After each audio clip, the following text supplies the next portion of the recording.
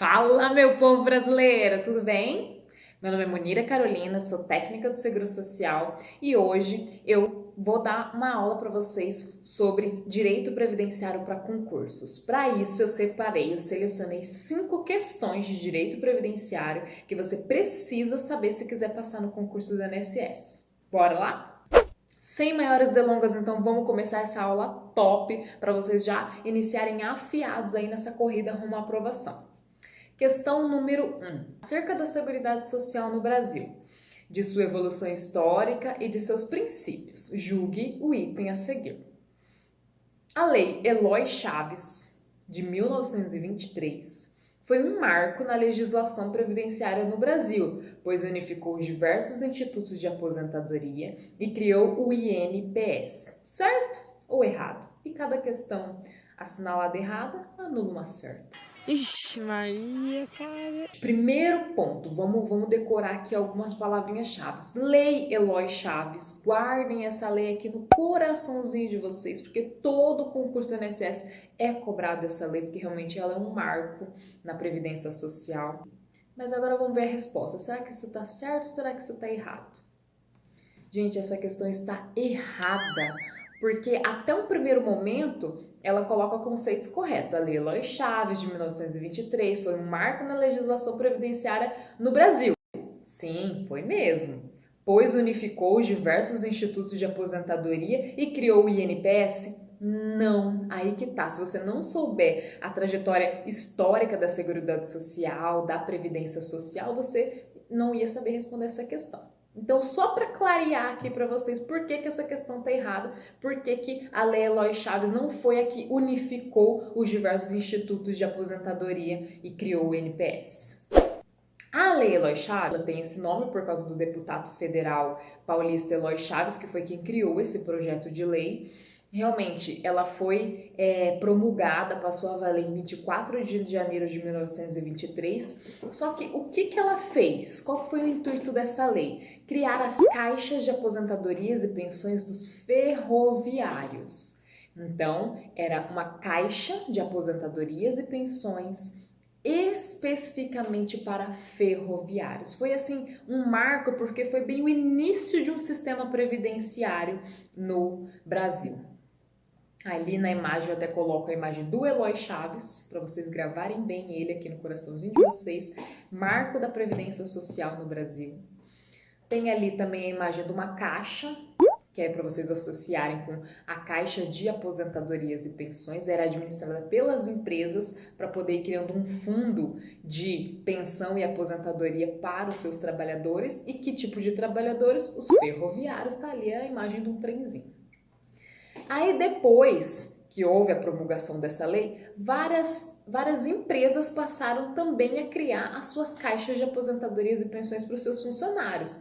Então a década de 20 é marcada pela criação dessas caixas de aposentadorias e pensões. Então temos ali em 1923 uma caixa para os portuários e marítimos também, para não ficarem de fora dessa cobertura de pensão e aposentadoria. Tem a caixa de aposentadorias e pensões dos telégrafos e radiotelégrafos em 1928.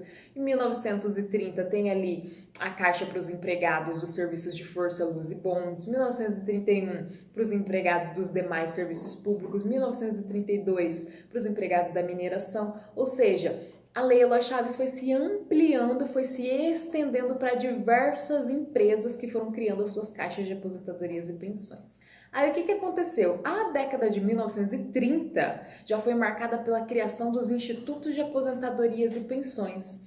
Vocês podem reparar ali que eu coloquei várias caixas reunidas dentro de um quadrado. Cada quadrado desse representa um instituto de aposentadoria e pensão que foi criado durante a década de 1930. Então, o primeiro que foi criado foi em 1936, o Instituto de Aposentadorias e Pensões dos Marítimos. Eles reuniram várias caixas de aposentadorias e pensões de várias empresas que empregavam marítimos e formaram um instituto para os marítimos. Da mesma forma com os comerciários, reuniram várias caixas de aposentadorias e pensões de várias empresas de comerciários e reuniram tudo num Instituto de Aposentadoria e Pensão. Então, essa década de 1930 é marcada pela reunião de caixas de aposentadorias e pensões em institutos de aposentadorias e pensões. Aí já passou a ser administrada pelo governo. O governo começou a perceber que o negócio era lucrativo, que o negócio dava dinheiro. Então, deixa a gente administrar isso daqui, disse o governo. Money, money, money, money, money.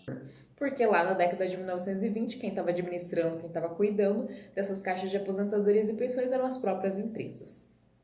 Aí eu até trouxe para vocês aqui alguns documentos históricos, como por exemplo, o prédio do Instituto de Aposentadorias e Pensões dos Bancários. Eu trouxe ali também uma carteirinha do Instituto de Aposentadorias e Pensões dos Marítimos, da dona Dejanira. Eu trouxe ali para vocês também o regulamento do Instituto de Aposentadorias e Pensões dos Industriários, só para vocês terem uma noção de como que foi funcionando esses institutos de aposentadorias e pensões, que vinculava as empresas, que unificava as empresas por categoria profissional e criava um instituto para administrar elas, as caixas. Aí foi só em 1966 que surgiu o INPS, o Instituto Nacional de Previdência Social. E eu não estou falando errado, era INPS primeiro, depois que ainda veio num segundo momento o INSS, que é no formato que temos hoje. Então, em 1966, o Decreto-Lei 72 de 1966 reuniu todos esses institutos de aposentadorias e pensões, que já era originário de várias caixas de aposentadorias e pensões, e formou e fundiu tudo para se transformar no INPS, Instituto Nacional de Previdência Social. Então, por que aquela questão lá está errada? Porque ela falou que a Lei Eloy Chaves foi que criou o INPS. Vocês viram como que foi toda a trajetória para que realmente surgisse o INPS? Primeiro, Caixa de Aposentadorias e Pensões, foi o que a Lei Eloy Chaves fez. Depois, as caixas de aposentadorias e pensões se reuniram por categoria profissional e formaram os institutos de aposentadorias. Depois é que em 1966 surgiu o INPS, que é a reunião dos institutos de aposentadorias e pensões num único órgão centralizado. E outro detalhe, esse decreto 72 de 66 foi criado em 66, foi promulgado em 66, mas só passou a vigorar em 1º de janeiro de 67. De 1923 para 1967 teve que ter toda essa trajetória para que finalmente surgisse o INPS. Vamos para a próxima questão. Questão 2. O artigo 194 da Constituição Federal elenca em 7 incisos os princípios constitucionais que regem o sistema de seguridade social. Os benefícios previdenciários, como prestação pecuniária, ou seja, pecúnia, dinheiro, que não podem sofrer modificações no aspecto monetário e nem em aspecto real, devendo a legislação estabelecer adequado critério de aferição do poder aquisitivo, de forma a recompor-se as perdas mediante reajustamento periódico do valor da prestação previdenciária. Tal princípio é chamado, e ali ele apresenta as opções. É a universalidade da cobertura e do atendimento, é a garantia do benefício mínimo, é a irredutibilidade do benefício, correção monetária do salário de contribuição, preservação do valor real. Bom, para você saber responder essa questão, a dica é, você precisa saber, você precisa ter memorizado, guardado dentro do coração esses 7 incisos que falam sobre os princípios constitucionais relacionados à Seguridade Social. Se você souber esses 7 incisos, automaticamente você já elimina tudo que não está nesses 7 incisos. A questão correta aqui é irredutibilidade do valor do benefício. Então essa é a questão que vocês deveriam assinalar, porque é essa que se refere a esse conceito que ela está tratando aqui, que não pode ter redução no valor do benefício. Vamos nos recorrer aqui da nossa querida Constituição Federal Brasileira, que a gente vai usar bastante ela, porque está tudo relacionado a ela, nossa Carta Maior. E ali nós temos os 7 incisos a qual a questão faz referência. Então ela mostra ali, irredutibilidade do valor dos benefícios é um dos princípios constitucionais da Seguridade Social. Os outros A são universalidade da cobertura e do atendimento, uniformidade e equivalência dos benefícios e serviços às populações urbanas e rurais, seletividade e distribuidade na prestação dos benefícios e serviços, equidade na forma de participação no custeio, diversidade na base do financiamento, caráter democrático e descentralizado da administração mediante gestão quadripartite. Então a gente vai ter que estudar cada um desses princípios, vai ter que ver com o que eles se relacionam para poder responder corretamente essas questões de concurso. Questão 3. Com relação ao segurado especial e ao segurado facultativo, julguem o próximo item à luz do decreto 3.048 de 99. Situação hipotética.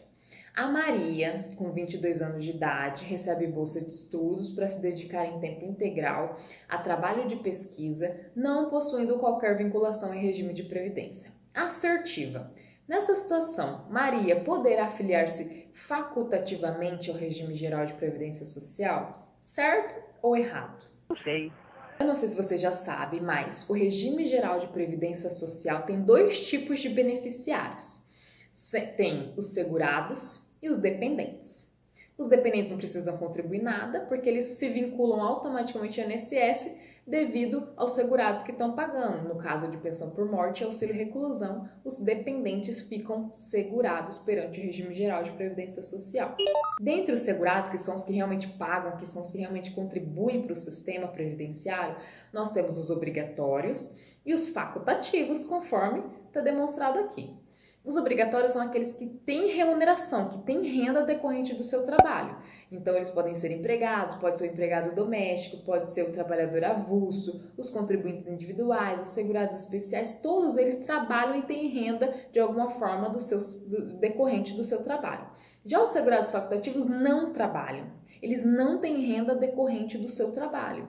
Então, eles só contribuem se quiserem, por isso que eles são chamados de facultativos. Eles não são obrigados a pagar, mas às vezes a pessoa quer pagar porque quer ficar segurada em relação aos riscos, aos infortúnios sociais. Se acontecer de ficar doente, se acontecer de precisar de algum benefício do INSS, ela quer estar ali contribuindo, pagando para ficar segurada. Então, entre os facultativos, os exemplos que nós temos são o dono de casa. Eu me recuso a colocar dona de casa, conforme está na lei, porque não necessariamente precisa ser uma dona de casa mulher, né? Existem donos de casa também. Então, vamos colocar aí num termo geral, dono e dona de casa, beleza?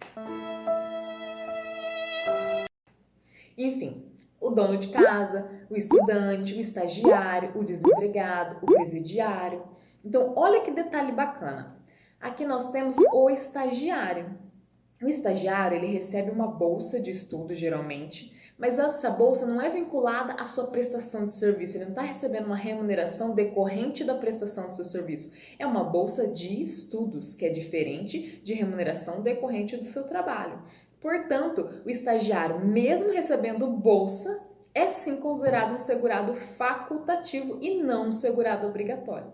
Então, foi uma pegadinha que o concurso fez, querendo te confundir da seguinte forma: ela recebe bolsa de estudos, ou seja, ela tem remuneração decorrente do seu trabalho, ou seja, ela é segurada obrigatória e não pode ser facultativa.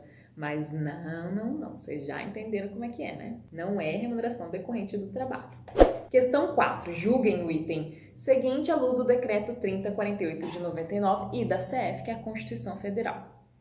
Situação hipotética. O João exerce atividade econômica com finalidade lucrativa na sua própria residência. Recentemente, ele contratou a Maria para fazer a limpeza da sua residência, de forma habitual e remunerada, inclusive atender clientes. Assertiva. Nessa situação, João será considerado empregador doméstico com relação aos serviços prestados por Maria? Certo ou errado? Essa questão está errada, gente. Por que que o João não pode ser considerado um empregador doméstico em relação a Maria?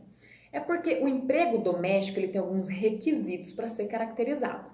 Então, assim, ali na questão ele mostrou vários requisitos que realmente poderia se enquadrar em um emprego doméstico. Mas um dos principais não tinha. Eu vou mostrar para vocês.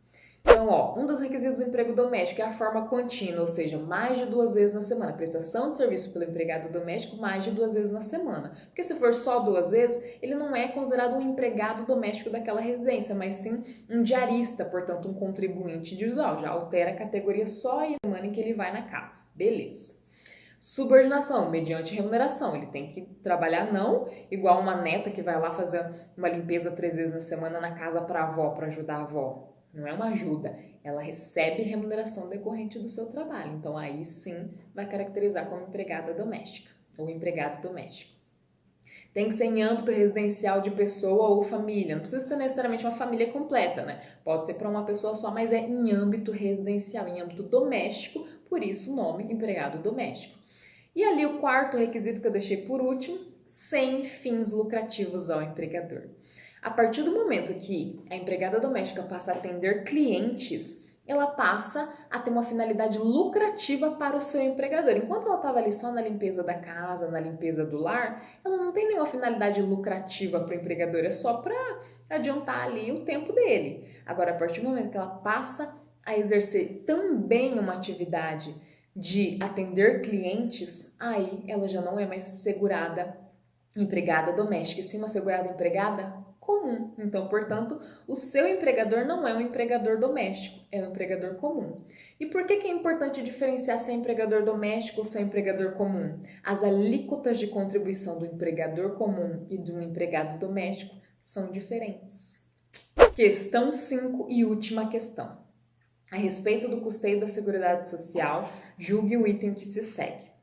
Parte dos valores arrecadados com o concurso de prognósticos promovidos por órgãos do poder público ou por sociedades comerciais ou civis dentro do território nacional é destinado ao custeio da Seguridade Social. Essa questão está certa ou está errada?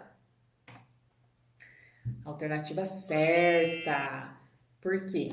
O financiamento da Seguridade Social, as contribuições sociais destinadas à Previdência Social decorrem de várias fontes.